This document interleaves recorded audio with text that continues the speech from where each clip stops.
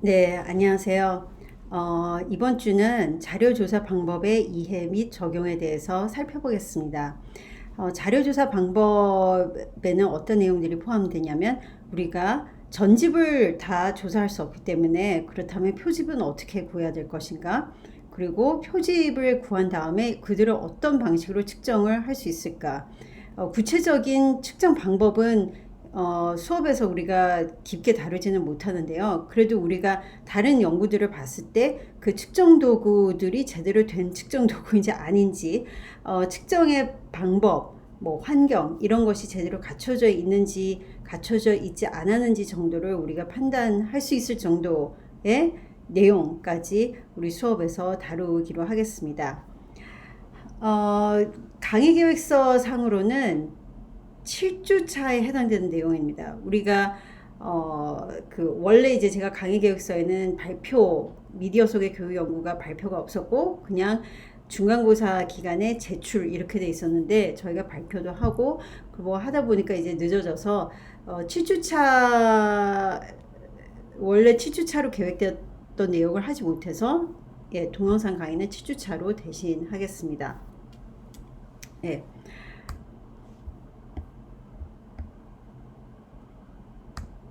네. 표집이라는 거는 왜 하느냐?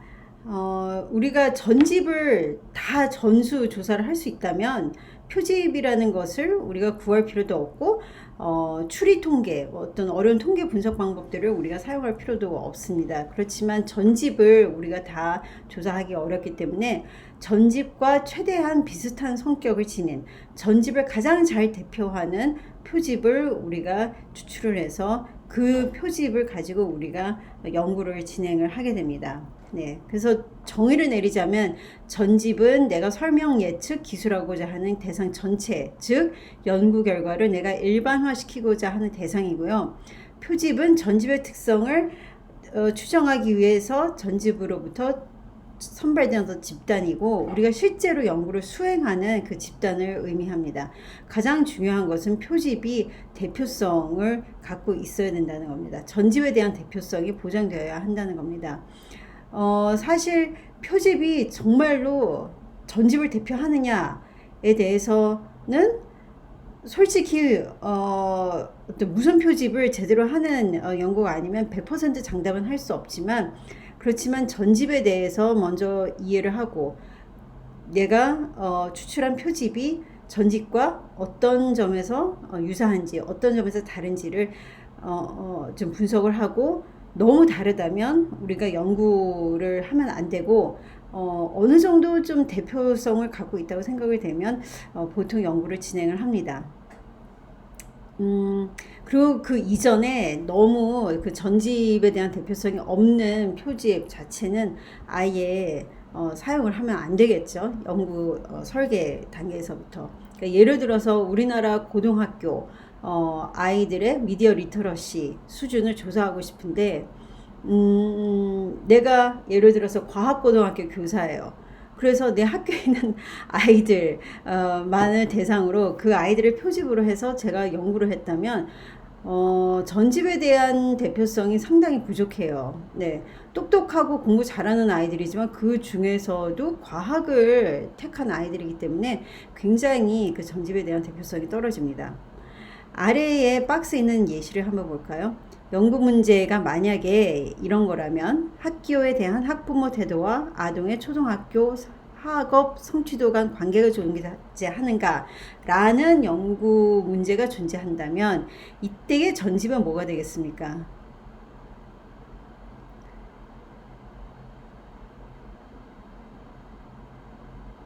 모든 우리나라에 어 아니요, 알 수 없어요. 연구 문제는 우리나라라고 어떤 나라를 측정 짓지는 않았어요. 그러니까 보기에 따라서는 전 세계일 수도 있고 아니다 뭐 전 세계까지 가겠느냐 우리나라를 전집으로 해서 한 연구가 아니겠느냐 이렇게 생각을 하면 우리나라의 모든 아동 초등학교 아이들과 그 학부모들이 음,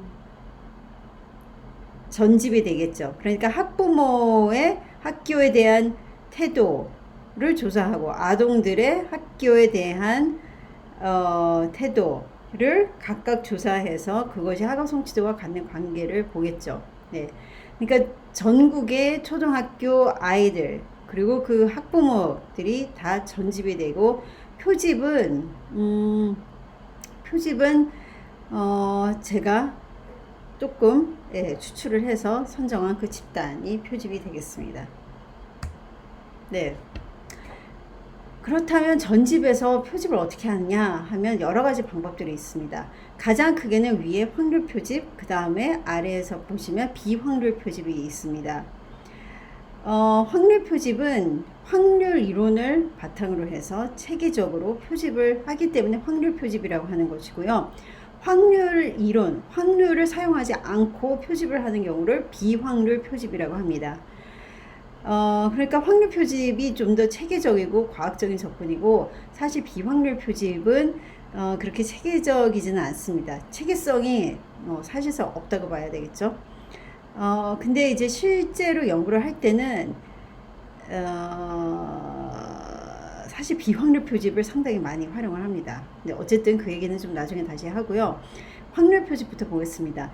제가 다른 수업에서 무선 표집, 랜덤 샘플링이 중요하다, 랜덤 샘플링이 필요하다, 이런 얘기들을 아마 했을 겁니다. 그러니까 우리가 표집을 뽑을 때 가장 좋은 것은 전집의 모든 학생이나 학부모 속에서 무선으로 그들을 이제 뽑는 거죠. 그러니까 예를 들면 아까 그 예시에서 전국의 초등학생들을 1번부터 맨 마지막 끝번호 학생까지 번호를 붙인 다음에 예를 들면 난수표 같은 방법을 사용을 해서 모르겠어요. 요즘 뭐 어떤 다른 테크놀로지가 있겠죠.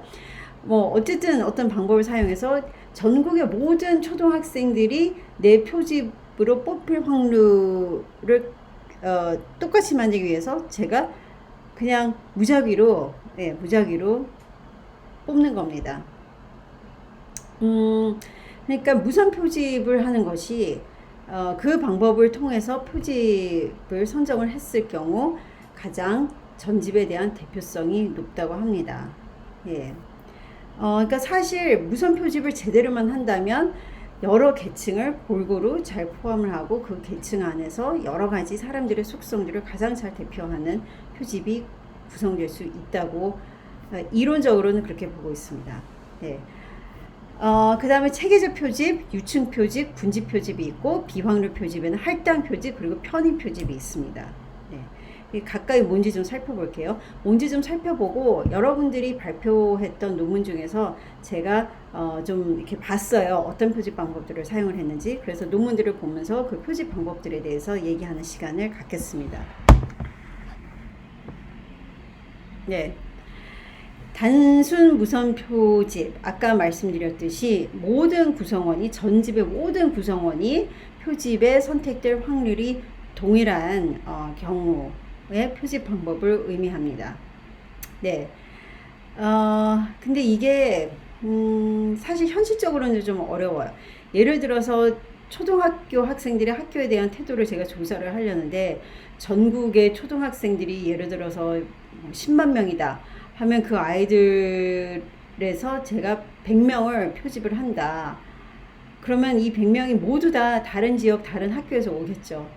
그러면 그 아이들이 다니는 학교에 제가 100개의 학교 공문을 보내서 100명의 학부모로부터 그 아동에 대한 데이터를 내가 수집을 해도 되냐 이런 또 승낙을 받아야 되고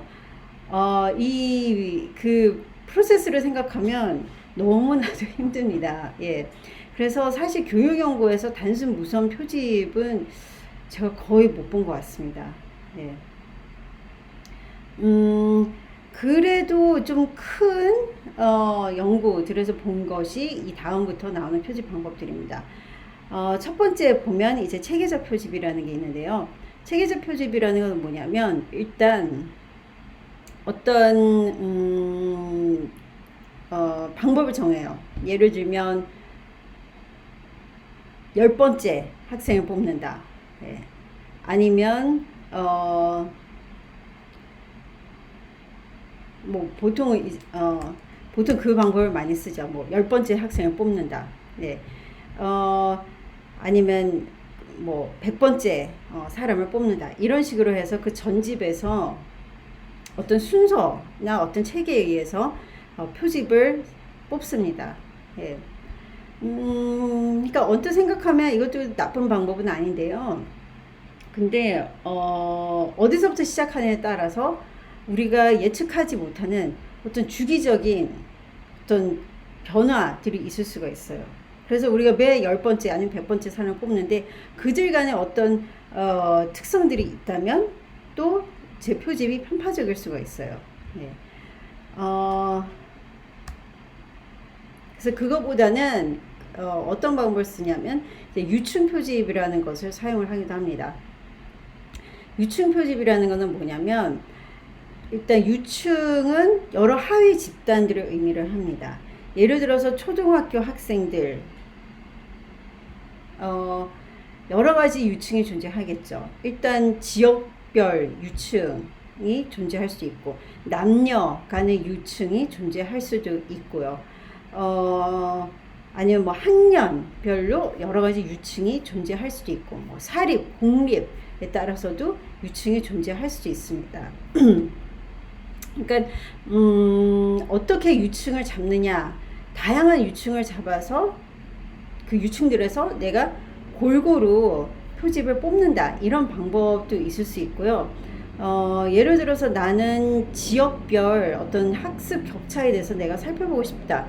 그러면 좀 더 체계적으로 지역별로 골고루 내가 표집을 선정할 수 있도록 지역을 가지고 내가 그 유충을 일단 만들고 거기서 내가 어떤 특정 비율로 학생들을 표집을 할 수도 있습니다.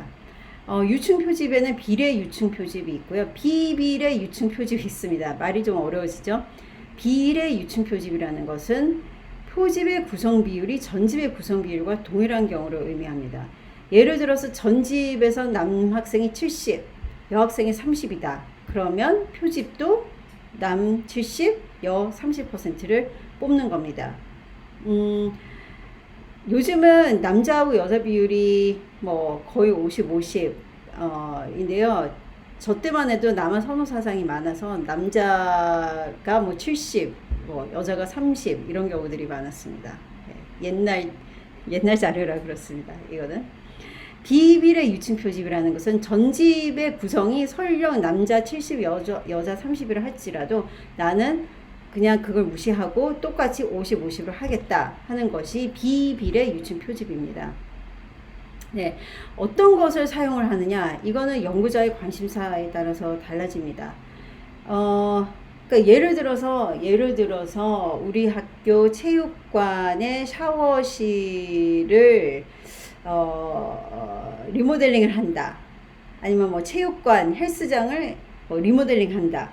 그래서 서강대학교 학생들의 의견을 수렴을 한다. 만약에 그렇다면 서강대 학생의 남녀 비율이 있겠죠. 예, 어느 정도인지는 모르겠어요. 네. 근데 예를 들어서 남학생이 60이고 여학생이 40이다 칩시다. 그러면 이제 체육관을 리모델링하는 체육관장님 입장에서는 좀 고민이 될 것 같아요. 남학생이 60이고 여학생이 40이니 그래도 남학생 의견을 많이 수렴해야 될까? 이렇게 생각을 하는데 또 가만히 생각해 보면 그것도 맞지 않는 것 같아요. 오는 학생들이 남녀가 다 있고 물론 오는 학생들도 남녀가 60대 40대의 비율이겠으나 그렇지만 그렇다고 해서 의견을 수렴하는 데 있어서도 남학생들의 의견을 더 많이 수렴을 해야만 하는가 하는 또 그런 근본적인 고민을 할 수가 있습니다. 네. 그러니까 어떤 방법을 사용하느냐 하는 것은 그것은 연구자의 연구 목적 그리고 판단에 따라서 달라진다고 볼 수가 있습니다. 그 다음에 마지막으로 군집 표집이라는 것은 이게 사실 확률 표집 중에서는 사실 가장 많이 사용하는 표집 방법입니다. 그러니까 전집에 이미 어떤 군집들이 존재합니다. 예. 예를 들면 고등학교는 뭐 일반 고등학교, 그 다음에 뭐 특목고, 뭐 자사고, 특성화고 이런 여러 가지 다양한 군집들이 있습니다. 그리고 그 각각의 그 큰 군집 아래 또 작은 군집들이 많이 있습니다. 예를 들면 일반고는 뭐 서강고등학교, 뭐 서문고등학교, 서일고등학교, 다양한 고등학교들이 있겠죠. 그 다양한 고등학교들이 각각의 군집들을 의미합니다. 예. 그러면 예를 들어서 나는 고등학생들의 디지털 미디어 리터러시를 나는 조사하고 싶어. 근데 군집 표집을 사용을 하게 될 거야, 사용을 할 거야 라고 생각을 하면 우리나라의 모든 고등학교들 아니면 어떤 특정 지역의 고등학교 안에서 그냥 있는 그 고등학교들을 이제 몇 개 뽑는 거예요. 그 안에서 예를 들면 서울의 A라는 일반계 고등학교, 충청도의 B라는 일반 고등학교, 그리고 근데 뭐 외고도 좀 뽑아야 되겠다 하면 서울의 뭐 A 외고, 경기 지역의 B 외고, 예, 이렇게 뽑는 겁니다. 그러니까 그 원래 존집하는 집단을 내가 쏙 뽑아서 그 표집으로 사용을 하는 겁니다. 예. 이게 유충 표집은 예를 들어서 유충 표집도 아까 말씀드렸듯이 고등학교별로 고등학교의 종류별로 유충이 존재할 수 있다고 했습니다. 근데 이제 유충 표집을 제대로 한다면 그런 경우는 뭐 예를 들면 뭐 외고가 있으니까 A 외고를 내가 통째로 표집을 뽑는 것이 아니라 전체 외고의 학생 뭐 과학고 학생, 일반계고 학생의 모든 비율을 따져서 일반고에서 뭐 예를 들어 100명, 외고에서 뭐 군집, 뭐 지역 이런 거 상관없이 그냥 외고 전체에서 우리나라 전체 외고에서 뭐 30명 뽑고 과학고등학교 전체에서 내가 20명 뽑고 이렇게 표집을 하는 겁니다. 예.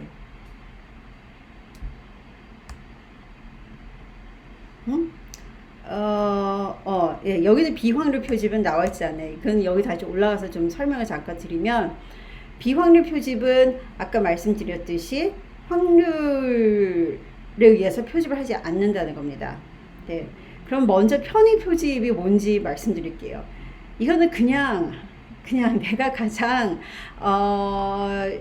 편하고 쉽게 접근할 수 있는 어떤 집단을 내가 표집으로 사용을 하는 겁니다. 그러니까 예를 들어서 제가 무슨 연구를 진행을 하고 싶어요. 근데 요즘 어디 나갈 수도 없고 연구비도 없고, 그래서 제가 가르치는 교육학개론, 교육연구법 수업의 학생들을 표집으로 선정을 하는 겁니다. 그냥 저의 편의에 의해서. 예. 그런 것이 편의 표집입니다. 그 다음에 할당 표집이라는 것은 뭐냐 하면 편의 표집보다는 조금 더 개선된 방법을 의미합니다. 그러니까 이거는 뭐냐면 내가 대학생들의 미디어 리터러시에 대해서 연구를 하고는 싶어요. 네.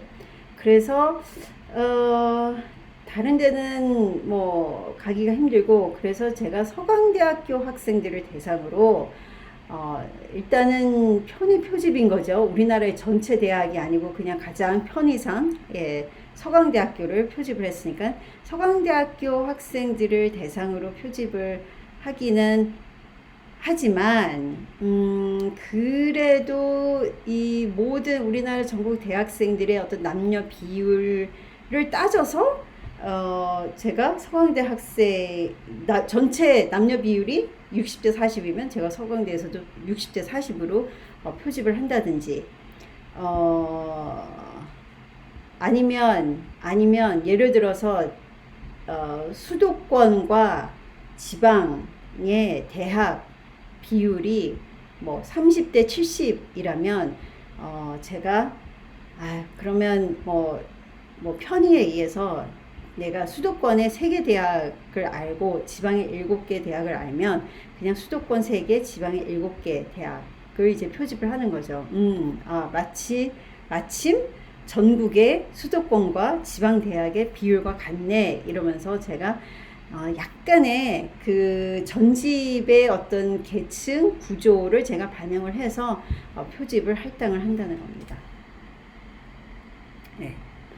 그러니까 현실적으로 확률 표집에서 가장 그래도 많이 활용하는 것이 군지 표집, 그리고 솔직히 말해서 실제로 연구들을 보면 가장 많이 또 사용하는 것이 편의 표집입니다. 네. 그러면 편의 표집이면 도대체 그 연구를 어떻게 믿습니까? 일반화가 되지 않지 않습니까? 바람직하지 않습니다. 이렇게 얘기를 하실 수가 있는데요. 사실 맞는 얘기고요. 그렇지만 그렇다고 해서 연구를 안 할 수는 없는 거잖아요. 그러면 어떻게 하느냐? 연구자는 최대한 내 표집을 에 대한 디스크립션을 줘야 돼요. 예. 나는 누구를 대상으로 연구를 했고, 이 학교는 뭐 어떠한 곳에 있고 어떠한 뭐 배경적인 변이들이 있는지에 대해서 충분히 얘기를 해줄 필요가 있습니다. 예.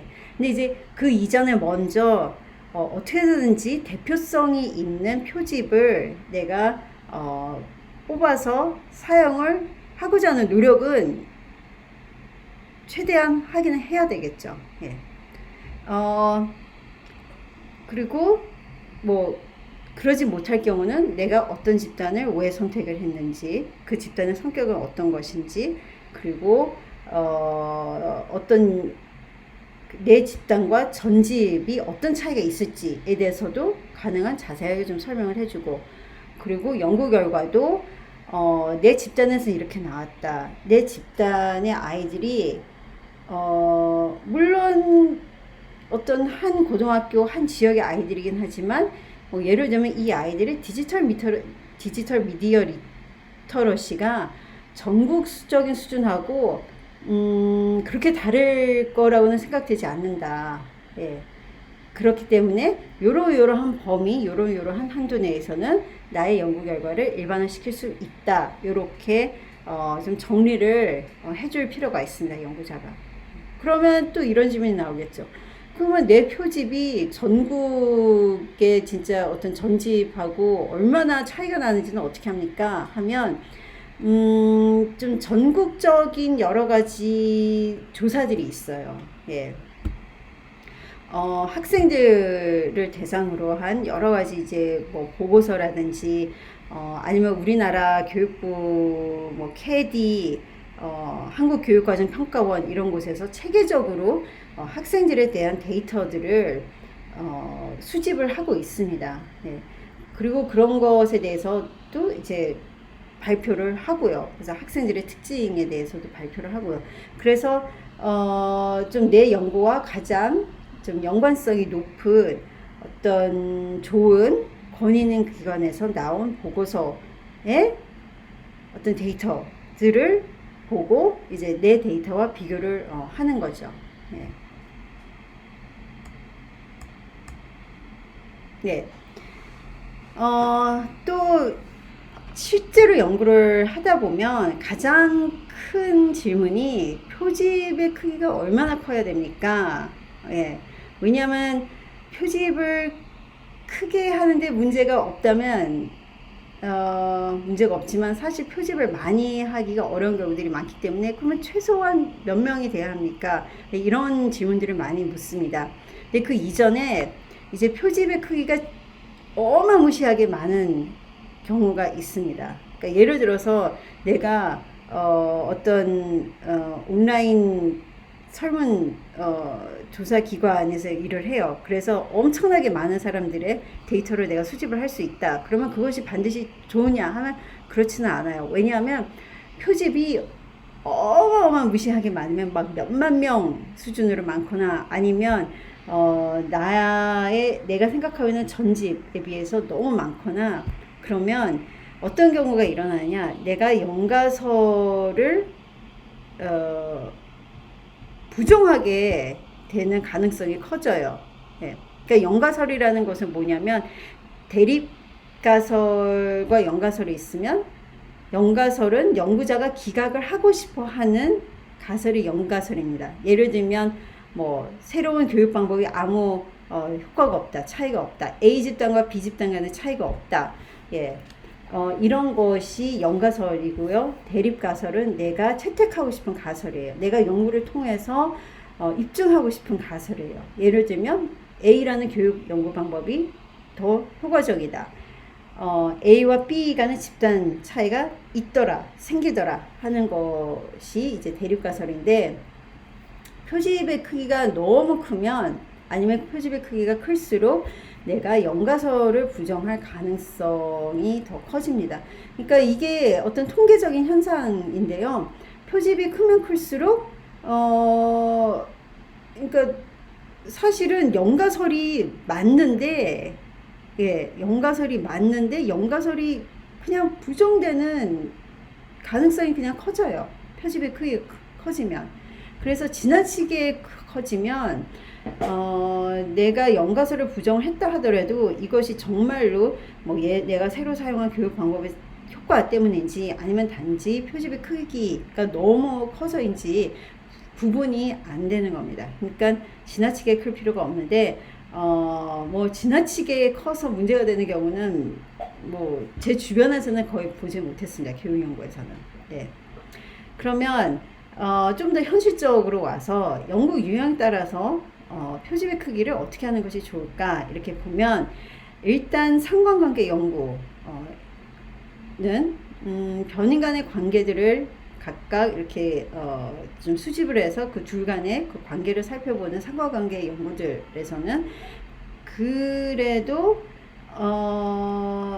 좀 30명 이상이 좋습니다. 근데 이때 30명 이상이라는 것은 뭐냐면, 예를 들어서 내가 두 변인 간의 관계를 본다 하면 변인당 30명이니까 다 합쳐서 그래도 한 60명이 있으면 좋다는 거예요.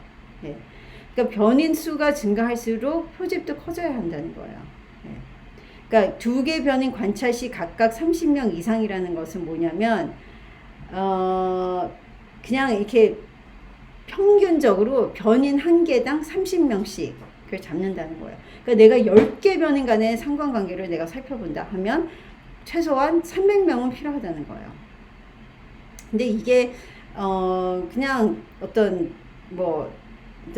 느낌으로 30명 이상이 좋다 이런 거지, 아주 정확한 그 규칙은 없습니다. 그러니까 예를 들면 28명은 안 되냐 하면 그렇지도 않아요. 네.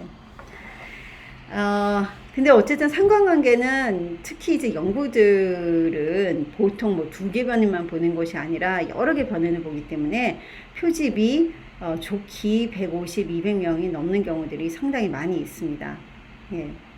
여러분들이 어떤 상관관계 연구를 봤다. 예를 들면 지난번에 이기수 학생이 한번 보여줬던 회귀 방정식 그걸 사용한 연구라든지 구조 방정식, 이거는 그냥 듣기만 하세요. 이런 것을 사용한다든지 해서 어쨌든 여러 가지 변인들 간의 구조적인 관계를 살펴보는 연구들인데, 표집이 100명이다 하면 그거는 볼 것도 없이 그냥 그 연구는 보지 말아야 합니다. 예. 최소한 250, 300명은 넘어야 믿을 만한 그리고 의미 있는 연구 결과를 도출할 수 있습니다. 그러니까 변인이 여러 개 있는 경우. 그 다음에 집단 비교. 우리가 지난 시간에 봤던 실험 설계의 경우는 집단을 이제 비교하는 거죠. 네. 그래서 어느 집단에 실험 처치를 가했더니 그 집단이 실험 처치를 가지 않은 집단과 현격하게 통계적으로 의미 있게 어떤 차이가 나는지를 보는 것이 이제 실험 설계 연구인데요. 그럼 그때 이제 집단별로는 몇 명 정도를 보는 게 좋냐 하면, 어떤 책에서는 15명 이상이면 된다고 하고, 어떤 책에서는 그래도 20명 넘어야 된다고 하고, 보통 논문 심사를 할 때 교수님들은 그래도 20명 넘어야 되지 않겠느냐, 그래도 25명 넘어야 되지 않겠냐, 보통 그렇게들 얘기들을 하십니다. 근데 이론적으로 말씀을 드리면, 내 집단이 설령 10명이라 하더라도, 15명도 아니고 10명이라 하더라도 내가 제대로 무선 표집을 했거나 무선 표집을 했건 다른 표집 방법을 통해서건 내 집단의 10명이 전집의 대표성을 갖고 있다고 내가 확신을 할 수 있다. 그 판단되면 사실 10명을 해도 됩니다. 예. 그러니까 이론적으로는 그렇지만 우리가 뭐 현실적으로는 10명을 가지고 집단을 대표하는 표집을 할 수가 없기 때문에 보통 이제 최소한 20명을 우리가 요구를 합니다. 예. 너무 적으면 안 되는 이유는 그쵸, 집단에 대한 대표성이 부족하게 됩니다. 네. 그래서 너무 적은 것은 좋지 않고요. 뭐 한 20, 30, 뭐 많은 경우는 50, 뭐 100명 뭐 이런 정도도 괜찮습니다. 예. 그러면 집단이 너무 작으면 안 되느냐 하면 권장하지는 않지만 그러나 통계적으로 작은 집단도 분석은 할 수는 있어요. 그러니까 큰 집단은 그러니까 예를 들어서 30명이 있는 집단이다. 그러면 이 30명 정도로는 전집과 유사할 거야 라고 좀 어느 정도는 생각을 할 수가 있어요. 네. 그렇지만 5명은 전집과의 유사성을 거의 보장을 할 수가 없어요. 굉장히 위험해요. 그래서 전집을 전제로 하지 않는 통계 분석 방법들을 사용을 할 수가 있는데 그것까지 오늘은 자세하게 얘기할 필요는 없고 어쨌든 전집이 넉넉하게 큰 경우는 전집의 이거는 그냥 듣기만 하세요. 전집의 정상성을 가정하는 추리 통계 방법들 가장 일반적인 우리가 이전 그 발표들에서 봤던 뭐 t-테스트, 뭐 f-값이 나오는 아누바 방법 이런 방법들을 쓰고 너무 적은 경우는 전집의 정상성을 가정할 수 없기 때문에 우리가 또 다른 소규모 집단을 위한 통계 분석 방법을 사용하기도 합니다. 그냥 그 내용은 알아만 두시면 됩니다. 모집을 할 때 생각할 점들은 일단 우리도 조금 이따가 생각해 봅시다. 일단은 지난번에 우리가 봤던 예시들을 좀 살펴보겠습니다.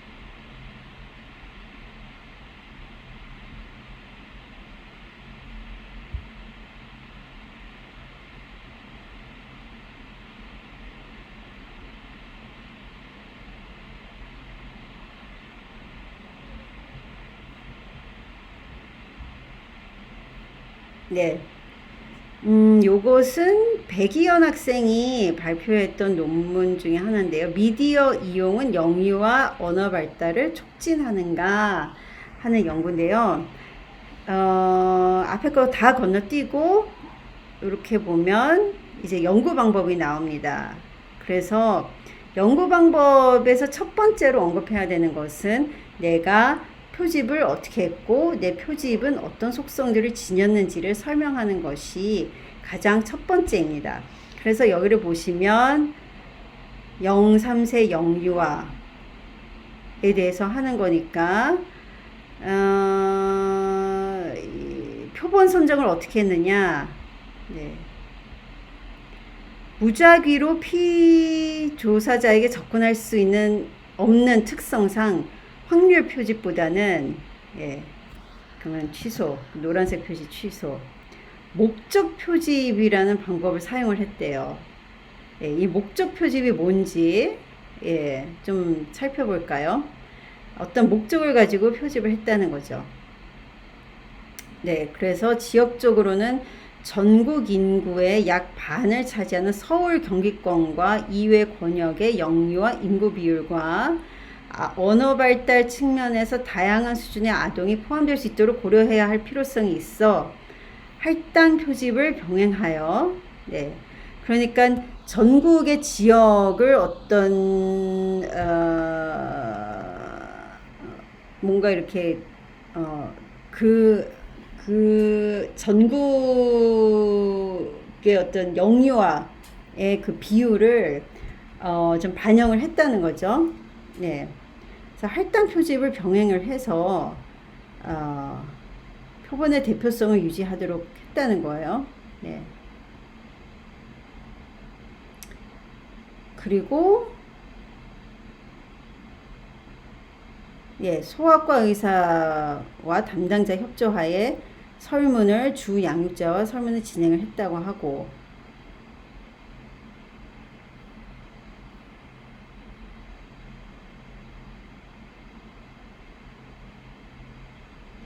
근데 좀 구체적으로 그러면 아동의 언어 발달이나 여러 가지 또 다른 것을 어떻게 고려를 했는지 어,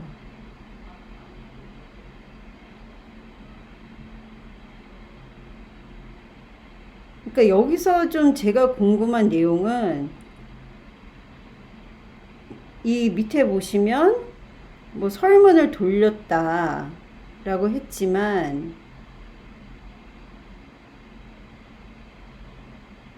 누구한테 설문을 돌렸는지, 어떤 기준으로 설문을 돌렸는지에 대한 얘기는 없는 것 같아요. 있나요? 예. 제가 쓱 읽어보니까 없는 것 같습니다. 어쨌든 결론적으로 서울 경기 지역 약 59, 기타 지역 약 41, 1452명에 대해서 자료를 수집을 했어요. 그러니까 뭔가 엄청나게 많은 사람들, 영유아가 있는 집들, 서울, 그리고 모든 그 지역에 어떤 설문지를 보내고 그 자료를 수집을 한 것 같아요.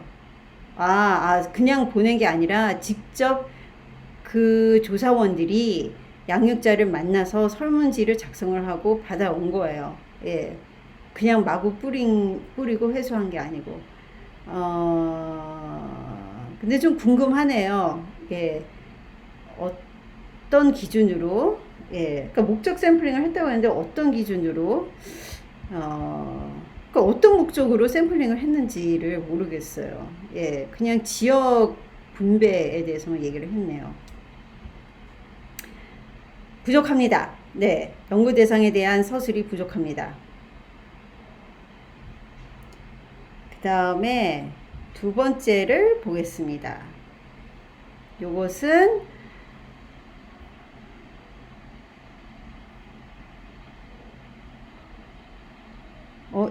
이게 어디 갔지? 여기 있다. 요것은 김의겸 학생이 발표했던 소프트웨어 교육이 중학생의 컴퓨팅 사고력에 미치는 효과 연구이고요. 이걸 보죠. 본 연구를 위해 2018년도 1학기에 언제 내가 연구를 했는지도 얘기를 해줄 필요가 있습니다. 그러니까 특히 요즘 2020년이 코로나 때문에 교육이 전혀 정상적으로 진행되지 않았거든요. 그러니까 요 근방에 어떤 연구를 했다면 내가 수집한 데이터가 언제 데이터인지, 내가 언제 수집을 했는지를 밝히는 것이 더욱더 중요할 거예요. 근데 그렇지 않아도 언제쯤 내가 데이터를 수집하는지를 얘기하는 것이 좀 중요합니다. 네. 경기도 소재의 A중학교 1학년 4개 학급의 학생 95명을 대상으로 뭐뭐뭐뭐 수업을 진행했고, 그 학생들을 대상으로 측정 도구를 통해서 데이터를 수집을 한 것으로 보여집니다. 그리고 좀 이렇게 A중학교에 대해서 디스크립션도 있어요. 소프트웨어 교육 선도 학교이고, 소프트웨어 동아리도 운영을 하고 있고요. 소프트웨어 역량 강화에 힘쓰는 학교입니다. 모든 학생이 남학생입니다. 네. 요즘 보기 드문 남자 중학교 남학생 남중입니다. 예. 그래서 상당히 일반화 시키기가 솔직히 어려워요. 예. 일단은 소프트웨어 교육 선도 학교이고 남학생만 있는 학교이고, 뭔가 소프트웨어 교육을 열심히 시키는 학교이다 보니 이 학교에서 아이들의 그 컴퓨팅 사고력과 뭐 이런 것들을 일반화시키는 것은 좀 문제가 있지 않지만 어쨌든 정직하게 밝혀준 것은 예, 매우 연구자로서 당연한 일이고 그렇게 해야만 하는 일입니다. 예. 그러면 이런 경우는 어떤 표지 방법일까요? 제 생각에는 그렇죠. 그냥 편의 표집인 것 같습니다. 그러니까 이분이 여기에서 뭔가 소프트웨어 교육을 담당하시는 교사이지 않을까 그렇게 생각을 합니다. 예. 그렇다면 이분의 연구가 뭐 불필요하냐 하면 꼭 그렇지는 않습니다. 그러니까 물론 이제 연구 결과 뭐 차이가 있느냐 없느냐 이런 것들도 중요하지만 사실 이런 연구는 또 유용한 면이 어떤 거냐면 다른 소프트웨어 교육을 하시는 분들이 이런 주제나